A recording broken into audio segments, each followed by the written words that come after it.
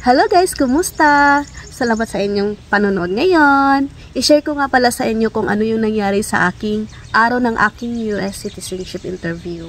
So ganito, gabi, kailangan kong matulog ng maaga kasi excited. Ala, kinabahan ako ng bongga, grabe. So ang oras ng aking interview ay 1:15 PM. So mga alas 6, nagising na ako, nag-study ako, review sa US civic test. 100 civic test. So nagbasa ako, tapos nakinig din ako sa YouTube, magsagot-sagot ganon. Tapos ayun, super kinabahan ako that day. Tapos noong mga alas 10 na, 10:20 nag-leave na kami. Pumunta na kami ng Chicago. Ako yung nag-drive guys, back and forth. Alam niyo namang Chicago, sa mga nakakaalam dyan, yung Chicago ay parang Pilipinas din. Sobrang traffic. Maraming exit. So far, nagawa kong pumunta doon sa aking interview ng maaga. Tapos nag-park kami guys. Malapit lang din doon, sa kabilang block lang, mga 2 blocks away sa building kung saan ako mag-interview.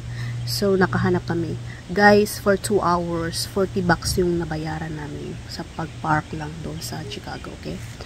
So, next ay, ayun, kasi maaga, alas 10 kami, kasi diba traffic, alas 10 kami, 10:20 umalis, tapos nakarating kami doon ay 12. So, nakapark, and prepared everything, sa mga dadalhin kasi, 5 kami guys, dala-dala ko yung 3 kong anak at asawa ko at ako, so 5 kami, so maraming dala. Ayun, nakapark na, tapos maglakad kami na mga ilang minutes papunta doon sa building.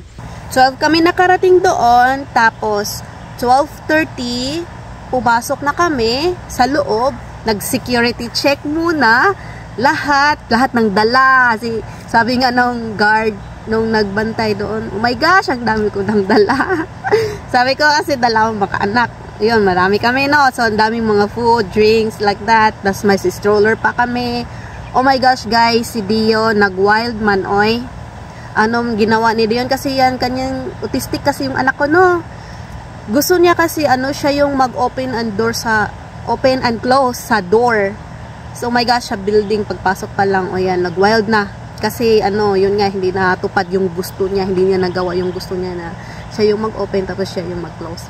So ayun guys, the whole time nag-wild na kami. Ay, siya lang pala, hindi pala kami. Pero wala, basta mahabang pasensya kasi maraming pulis. Mahabaan ng pasensya guys. Ayun, nag-security check. Nag-blazer ako pinahubad. Hubarin ko daw yung blazer. Huweng. Guys, wala akong bra. Nagano ako nung blazer. Oh my gosh, maala na si Batman. Blazer. Tapos yung asawa ko daw, mga belt, gano'n, mga money, pera, cellphone, lahat, labas. Tapos hubarin ko daw din yung shoes ko. Ayun, hinubad. Tapos si Dion guys, andoon sa door. Nag-wild, ayaw pumasok. Basta ay nako, ewan. Nagawa naman. But lang, aning Dion. Tapos ayun, si Michael, mabuti na lang, si Michael, sunod lang, ganyan. Tapos pumunta na ako doon, si Ted, si Baby, ako, nagpass na kami doon sa malit na box na parcel, para yung music, yung sound, ching, ganon. Tapos na kami, wala, okay. Tapos, binalikan ko si Dion. Tapos, ayun, kinuha ko si Dion, kinarga ko si Dion. Ayun, humawak siya sa guard. Hindi sa guard, yung sa box, sa security check, humawak siya nung nag-inside na kami, pumusok kami.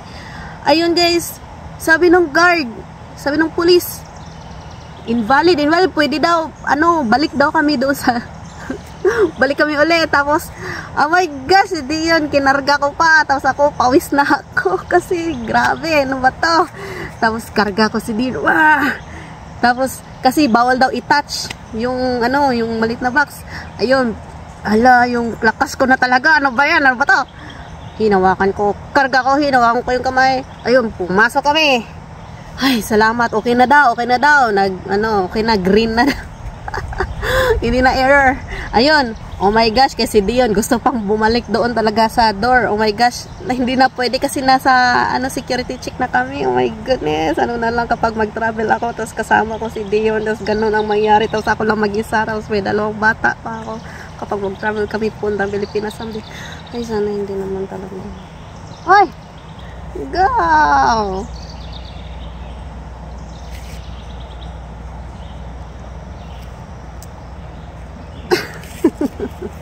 What? Tapos ayun na guys. Dinisturbo ako ng asawa ko do. Okay guys, I'm back. So ayun na guys, no. Oh my gosh. Okay, kailangan na namin pumunta doon sa 3rd floor daw. Okay, ang ginawa namin. Tinanong ko pala yung guard, saan ba yung elevator, kasi sa 3rd floor pa. Sa 3rd floor pa kami, tapos oh my gosh, 5 kami. Nag-wild pa yung isa. So ayun, tinuro yung elevator doon. O sige. Sige, pasok na kami sa elevator. Ayun, si Dion yung pinapress namin para naman ma-chill-chill. Ayun, pumasok na kami sa elevator. Umakyat na, 3rd floor. Ayun guys, sobrang kaba ko na. Oh my gosh, ito na yun. Nasa waiting area, tapos may fall in line daw doon para mag-check-in para sa US citizenship. Oh my gosh! Guys, ayun, hinanap ko yung... May lumapit sa akin. Mga ilang minutes may lumapit sa akin. Hindi pa pala, nag-CR pa pala ako kasi naiiyak ko. Iniwan ko sila doon sa taas, tapos si Dio, nag-ingay-ingay doon, nag-steaming. Tapos, kasi close yung CR sa taas, kasi nilinis daw. So, bumaba ako, doon ako sa baba, nag-CR. Tapos, ayun, tapos na ako, umakyat ako ulit. Ayun. Tapos, may lumapit sa akin na supervisor daw. So, ko na, bakit? Anong meron? Lumapit sa akin, nasaan daw yung paper ko para sa, interview, ganon, schedule. Ayun, binigay ko. Tapos, supervisor daw siya. Nag-advise siya, anong gagawin natin sa mga bata mo? Kasi daw, maingay. Si Dion, maingay. Si Dion lang. Tapos, sabi pa niya sa akin na, kung wala daw magbabantay sa mga anak ko daw, 3 anak ko, i-reschedule daw ang interview. Oh my God, sabi ko. Sa isip ko, oh no. Tapos sinabi ko sa supervisor na, no, ayoko i-reschedule ito. May asawa ako, siya ang magbantay. 3 anak, siya magbantay. Tapos ayun, sabi ko, ayoko talaga mag-reschedule. Tapos ayun, nag-isip na sila sa, ayun, ibaba na lang daw, doon na naman sa 1st floor. So, hinatid ko silang lahat. Sakay ulit kami ng elevator, si Dion, si Michael, Sophia, si Daddy, ako sumakay kami sa elevator. Buti na talaga guys, may extra time talaga kami noon nung pumunta kami. Oh my gosh, ang ganda talaga pag early. Tapos, ayun, sakay ng elevator, iniwan ko sila doon sa baba, sa ground floor, tapos si Dion doon, bahala na yan si Dion, at saka si Daddy yung magbantay, si Michael, si Sophia.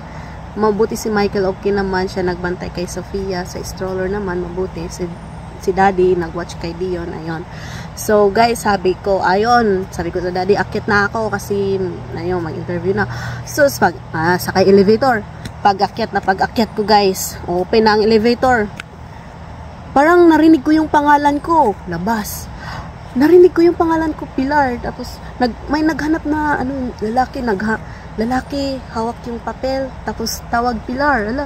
Tapos, nandun lang ako. Kasi hindi ko masyadong narinig yung, ako ba't yung tinawag? Kasi malay ko ba, hindi pa ako nag-check-in, di ba? Yung papel ko, schedule ko is hawak noong supervisor. Tapos, ayun, nakinig lang ako. Dito ako sa tabi, sa may elevator, nakinig lang ako.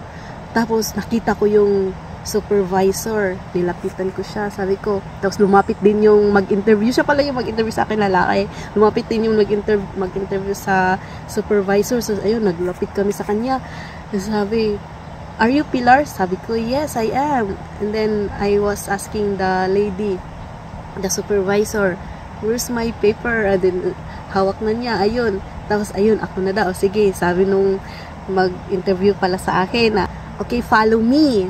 Sabi ko, ayun na yun. Guys, ang nangyari guys, nawala na yung kaba ko. Kasi alam mo, yung nangyari kay Dion, pasalamat na lang tayo sa mga nangyari, no. So, wala na akong chance na magkaba-kaba guys, kasi napagod na ako. Naghubad pa naman doon, tapos nag-ano kay Dion kasi oh my gosh, akyat baba sa elevator, tapos ayun, pag akyat ko, interview ko na pala. Ayun, sinalang na ako. Sabi ko, wala pang, 1:15 yun. Akala ko, exact talaga na 1:15, no? So, hindi pala. So, mga 12:50 ako, guys. 12:50, andun na ako sa room.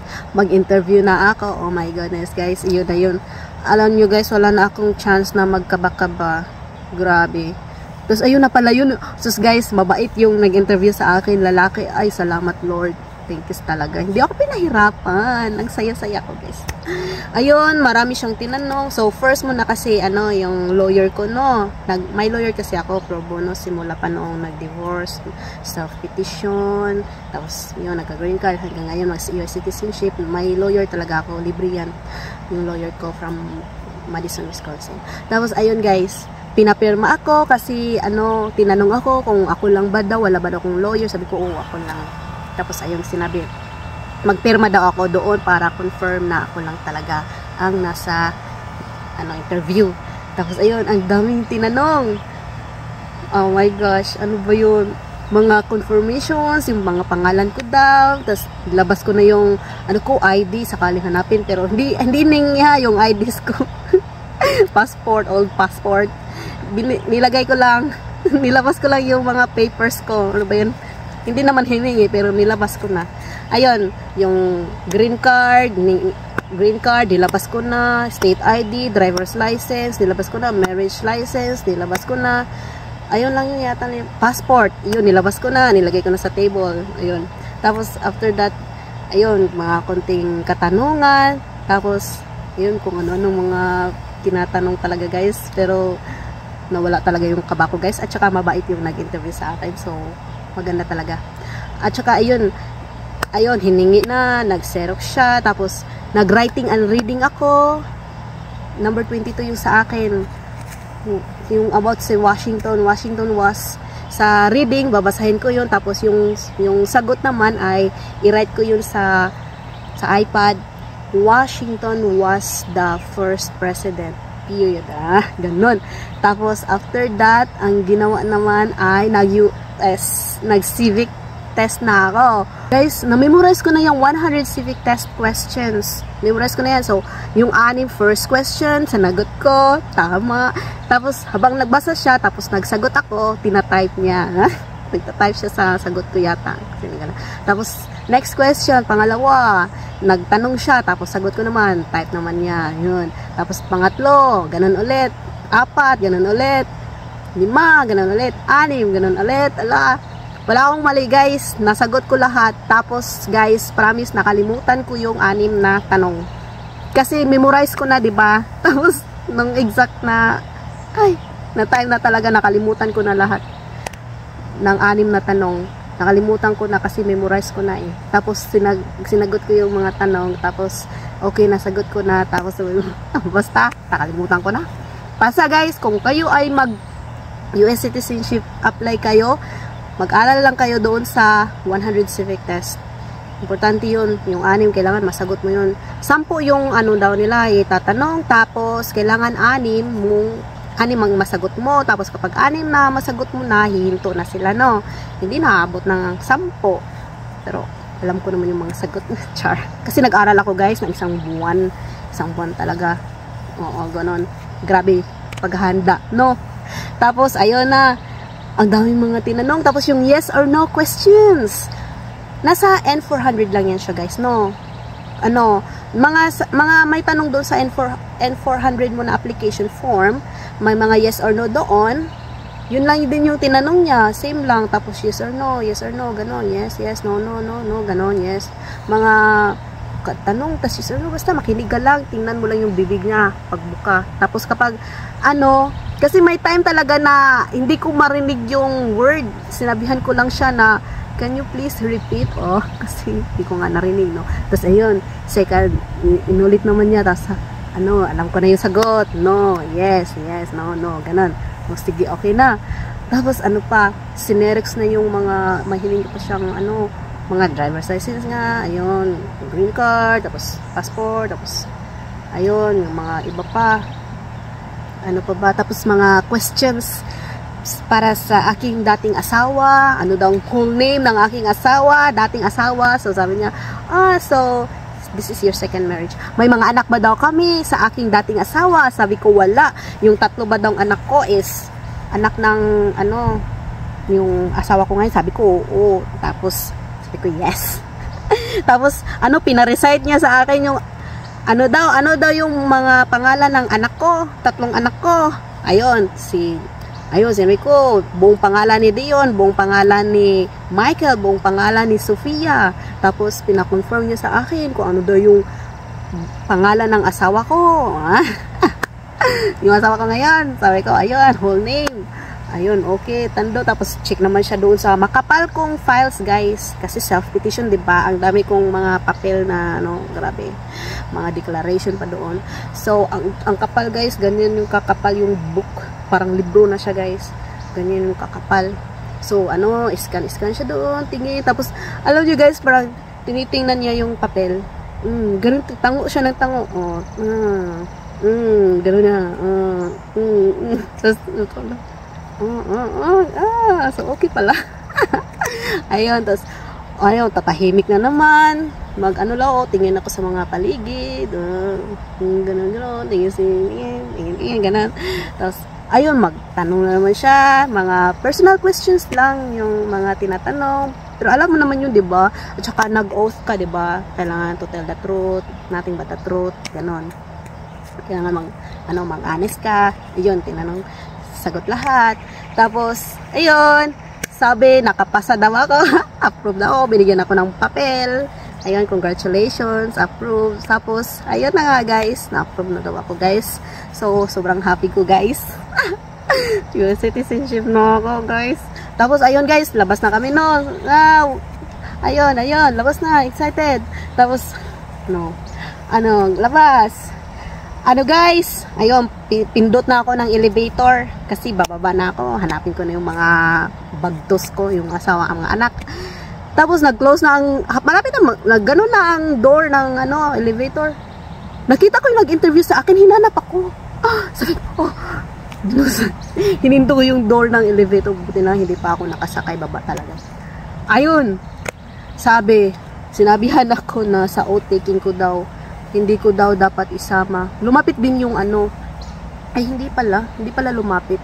Yung supervisor hindi pala lumapit. Yung ko lang, nag-interview lang sa akin. Ayun, sabi sa akin na sa oath taking ko daw, oath ceremony ko daw ay hindi ko daw dadalhin yung 3 kong anak. Yung asawa ko lang daw is iwan sa bahay kasi daw mga bata bawal daw. Kasi nga 'di ba, nagwal si Dion. So sabi ko sige, oo lang ako. No, bawal daw dalhin yung mga anak. Kasi nga magulo. Lalo na si Dion kapag wala sa mood. Ayun, so sabi ko, oo na lang ako ng oo. Ayun, tapos, ayun, guys. So, pero plano ko talaga, guys, dalhin ko, sama-sama pa rin kami sa oath ceremony ko. Sama-sama kami pupunta doon sa Chicago, kung saan man yun nila ako ilagay para sa aking oath ceremony. Tapos, sama-sama kami, tapos yung si Ted at saka yung 3 kong anak ay iiwan ko lang sila, hindi sila papasok sa building. So magkita-kita na lang kami sa labas, ako lang papasok sa building, mag-promise doon, mag ganon-ganon, to be loyal in the United States, ganon. Oh my gosh, I'm so excited. So right now, guys, mag-wait lang ako kung kailan ako bigyan ng schedule para sa aking oath ceremony. So yun lang, guys. Oh my gosh, ang haba ng chika ko.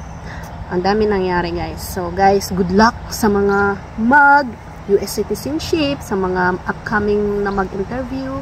Good luck, mag-study lang, huwag kabahan. Inhale, exhale lang. Pero ako, wala akong chance talaga magkaba-kaba. Kasi grabe yun. Na-divert yung utak ko doon kay Dion. So, guys, so challenging talaga pag may autistic son tayo, no? Pero kakayanin.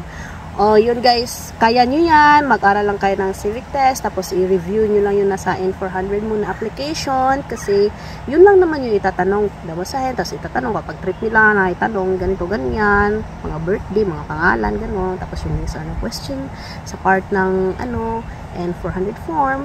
So, wag lang kabahan, inhale, exhale, tapos mag-pray tayo na sana okay, mag-smooth, ma-approve, tapos mag-pray na mabait yung mag-interview sa atin, tapos mag-smooth lang, hindi tayo pahirapan sa interviewer, kapag mag-interview natin sa US citizenship, ganun. It works guys, ang prayer. Thank you Lord. Thank you Lord so much. Oh guys, yun lang. Maraming salamat sa inyong panonood. Maraming chika. Bye for now.